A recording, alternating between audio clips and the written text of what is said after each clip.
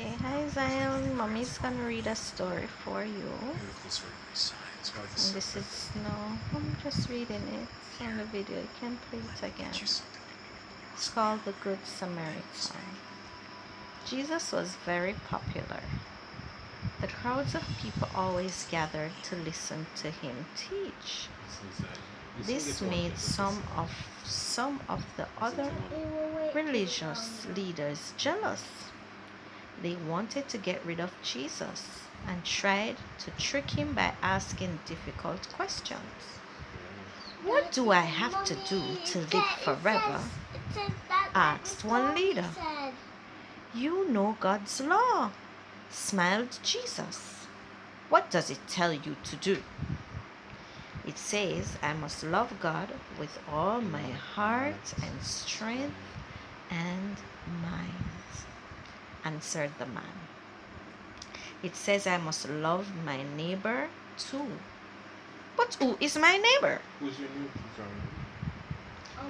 Let me tell you a story to help you understand, replied Jesus. Yes, One day, a Jewish man set off on a journey from Jerusalem to Jericho. Hello. On the way, some robbers jumped out and beat him. Listen to Mama. They stole his clothes and money and left him to die. A little while later, a priest came by. But when he saw the body covered with blood, quickly hurried on his way. Priests were not supposed to touch dead bodies, and he didn't want to take any chance. Next, a man who worked in the temple came along. He too saw the wounded man. There must be robbers on the road, he cried. In alarm, and off he hurried too. Finally, a Samaritan came along. Now, Jewish people and Samaritans did not like each other. But when the Samaritan saw the injured man, he hurried over to help him. He cleaned his wounds, covered him, and lifted him onto the donkey.